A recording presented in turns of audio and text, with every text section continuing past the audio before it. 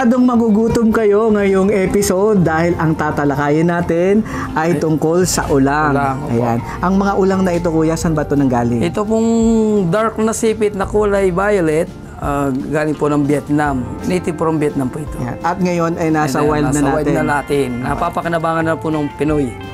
Ngayon, ito pong pangalawa, galing po ng Malaysian breed po ito. Medyo brown po siyang, medyo maiksi po, sipit. Ito. Brown po siya sa dulo. Malaysia. Opo, yan. Parang Malaysian po siya. So, napakalaki. Nasa Pilipinas na po ngayon. At meron pa daw mas malaki ito, yung ating talagang native. Yung native na ulang po natin, mas malaki. Lumalaki pa po ng 1 kilo. Yun yung tinatawag po nilang para po siyang stripe na guhit-guhit. Ayan. So, hindi lang tayo nakahuli ngayon dahil medyo mainit na panahon. Nagtatago sila. At ito po ay isang industry na unti-unti nating ipapakilala sa mga kababayan at hopefully mag-emerge sa ating merkado. Yan. Sa ngayon po, ang bahay na ito ay naging trading hub na rin. Opo. Makikilala nyo po si Kuya Danny. Don't forget to like and subscribe.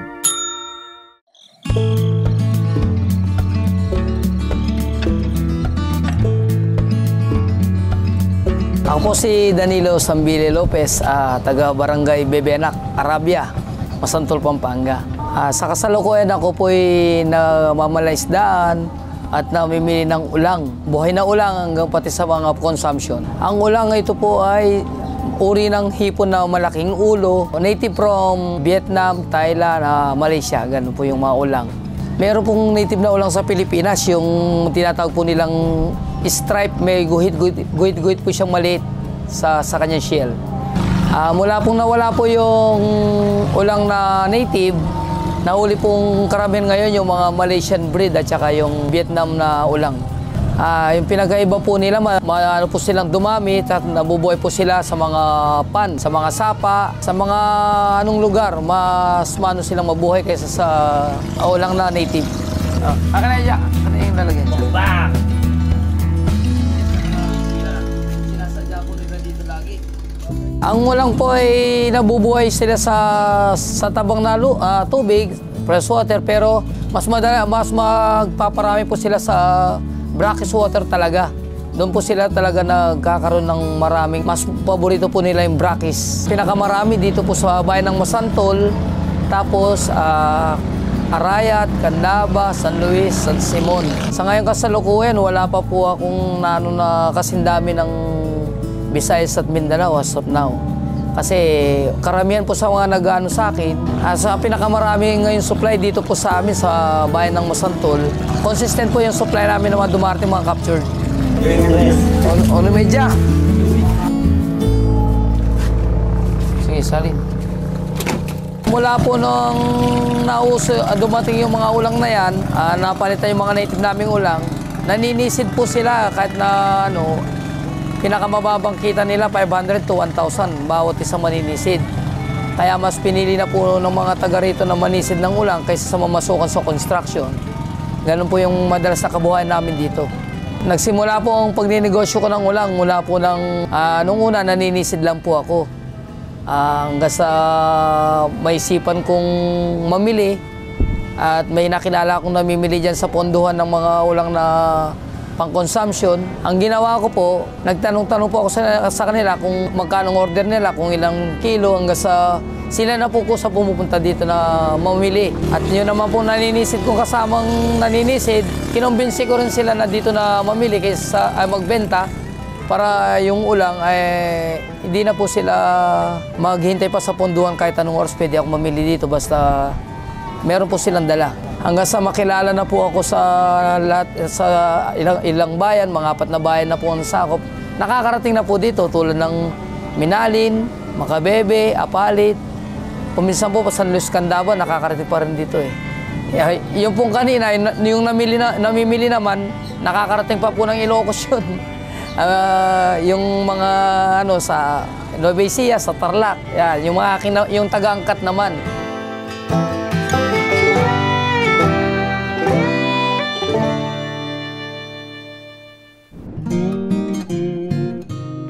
Sa wild po talagang pinakamarami. Wala pa po talagang ulang industry na lalaman ko hanggang ngayon.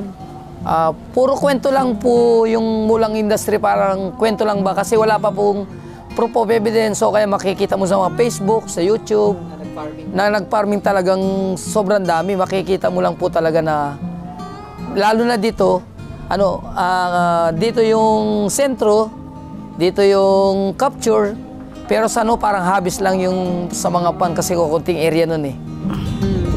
Mas mahilig ko sila sa mga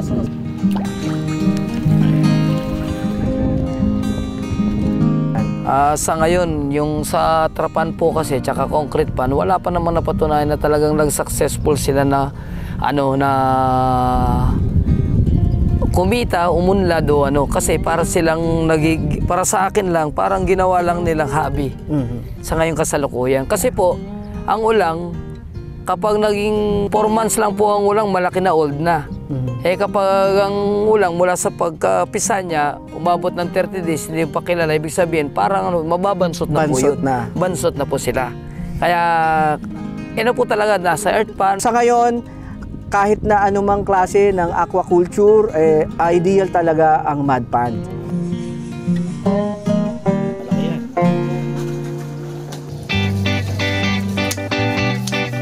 So, ngayon po, magluluto naman tayo. Papakilala ko sa inyo si Rome. Siya po yung magaling na sumisid kanina. Fresh na fresh, bagong ligo. Bumati ka naman. Ako nga pala si Rom. Yan. At ang YouTube channel mo? Rom Vlog. Ayan, Rome Vlog. So, suportahan nyo po ang YouTube channel ni Rome, ni Kuya Rome. Siya po yung dakilang hunter dito, no? So, ang kanyang mga content tungkol sa pag-hunting ng mga ulang. At ngayon naman, dahil marami na tayong mga tropang mga hunter dito, magluluto naman tayo. Siyempre, first time ko pong makakatikim ng ulang. Sila, parang ayaw na nilang kumain. Sama-sama na po sa seafoods po. So, mga mahigit 1 kilo ito, no? Yan, so, nalinis na po ito ni Kuya. Ano pangalan ni Kuya? Jarby. Yan, si Kuya Jarby. Pakita mo si Kuya Jarby. Yan, siya yung naglilinis kanina. 1 tipak ng butter. Pak! So, lagay na natin agad yung yan. Lagay natin yan. Maraming bawang. Sama na natin to para maanghang. Yan. So, gigisa lang natin yan. So, buttered shrimp. Sa mekos. Pwede na ba natin ilagay yan? Opo. Yan, so lagay na natin. Ayan, so ang lalaki, Ayan. Pakita mo, yan, ang laki. Yan, tapos close-upan mo, lalaglag na natin. Mekos na May mekos na to ni Kuya Rome. Yan. Ewan ko lang kung magkakasya to sa dami ng ating, buhos na natin to. Yan. So, ito, isa sa pinakamalaki, Grabe. Mekos po tayo. Si Kuya Rome, medyo mahihain pa siya. Pero pagdating sa sisiran, hindi yan nahihiya. Takpanan muna natin. Sige po. Yan, takpanan muna natin para kumagat yung maluto siya agad. Sabi nila, lalagay ko na dapat yung Sprite. Haluin natin para maligo tayo. Wow! Ayan. Lalagyan na natin ito. Konti lang. Ang lang. Konti lang po. Yan, pwede na yan. Paano namin po natin? Yan, tatakpan na. Ayan. So, hintayin natin mga 5 minutes. Malaking tulong po sa mga mangingisda dito kasi madaling mabuhay sa mga sapa lang, sa mga hindi na nade-develop na mga fish pan. Kusa po silang nagpaparami doon. Ang hangga't maganda po yung ng tubig, sana po hindi magka-pollution. Yun pong number 1, sana po. Kung hindi magka-pollution, darating ang araw talagang ang ulang industry dito sa Masantol ay talagang uunlad. Maraming kabuhayan talagang magiging oportunidad ng taga rito sa Masantol. Kapag po kasi bumuhos ng yung tubig sa baha, tapos nagkahalo-halo yung putik, yung kung ano-ano ng chemical siguro galing sa ibang lugar, doon na po nangyayari na hindi po namin hanggang ngayon, hindi namin masuri kung saan nanggagaling yung mga nagkakaroon ng pollution sa mga tubig namin. Hindi po namin alam kung galing sa mga overfeeding ng mga pispan na malalaking pispan dito. Kaya yung pollution hindi po namin hanggang ngayon hindi po namin ma-detect kung saan talaga nanggagaling ang pollution sa tubig pag nagkakaroon ng piskil dito sa ilog. Pagdating naman po sa basura, cash basin po ang masantol. Yung mga basura sa mga ibang bayan, lalo na sa mga tapanabing ilog, sana po maiwasan po nilang magtapon ng basura sa mga panabing ilog, sa ilog, yung malapit dyan. Sana po para sa ating susunod na generasyon, mapakinabangan po nila yung ilog, hindi yung basura lang tatapon lagi. Sa Masantol po kasi natatambak po halos yung dahil kami pong cash basin. Sana po magtulungan po tayo, yung mga nagtatapon ng basura, pati po yung mga yung mga barangay official na sa dagdagan po natin na mag-collect ng basura sa mga bahay-bahay. Para po matulungan na po natin yung kailugan natin at mapakinabangan po ng ibang susunod na henerasyon. Ano? Yan.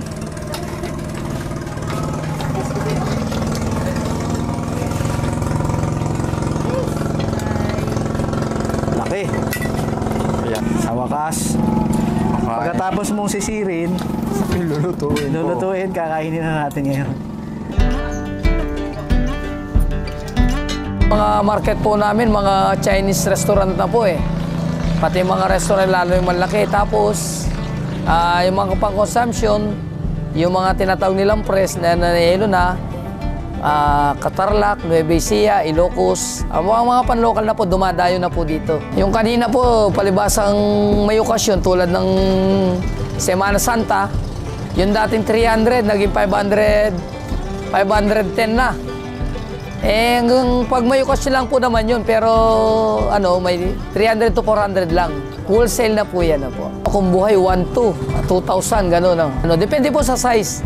Kapag naibenta nila, may 1,002, may yung dating 300, nagiging, alas dumodoble sila. Kasi inaangkat po nila dito. Kasi ang labanan po namin dito, pick up. Pini-pick up lang po dito, hindi kami nagdi-deliver. Masasarap lang.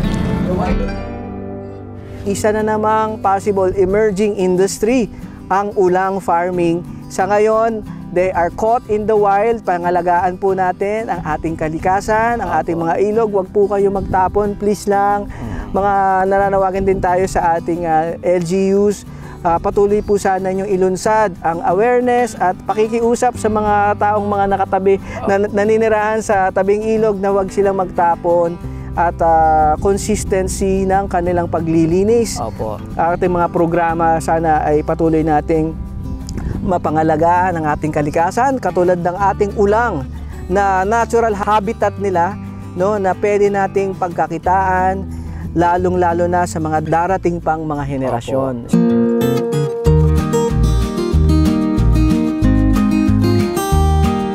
Ayan mainggit na kayo. Pumunta kayo dito sa Masantol. Huntingin nyo si Kuya Danny. Grabe. Sipit pa lang, ulam na. Kaya nga. Mas malaki yung ulo talaga sa katawan. Mainit. Paano nyo nakakain to ng napakainit? Yan. Grabe. Yung ulo pa lang, Yan, talagang init. Init. Tama-tama lang yung timpla kasi hindi maalat. Oo nga ho.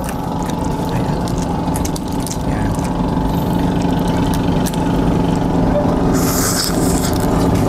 Talagang tabang-taba Sabi.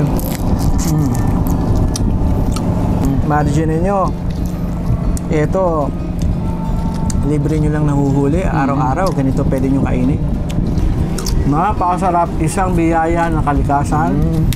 Emerging industry, abangan nyo po ang mga susunod na follow-ups natin na susundan natin ang first setup ni Kuya Danny na talagang ulang farming. Puro ulang lang. Wala na siyang ibang ihahalo, talagang para makita natin kung ilang percentage yung magsusurvive at gaano karami naman ang harvest nila sa isang hektarya. So may mga succeeding follow-up tayo ng mga episode tungkol sa ulang farming. Dahil sa ngayon, Catch in the Wild, bago pa maubos, pag-aralan na natin itong mapangalagaan. at magawa natin ng industry na mag-grow. Kaya, agree ka ba sa agree? Agree na agree po ako sa Agree sa agree, kahit puno-puno bunga nga man ng ulang. Kahit puno-puno po, bihirang-bihira kumain ng ulang dahil sawang-sawa na.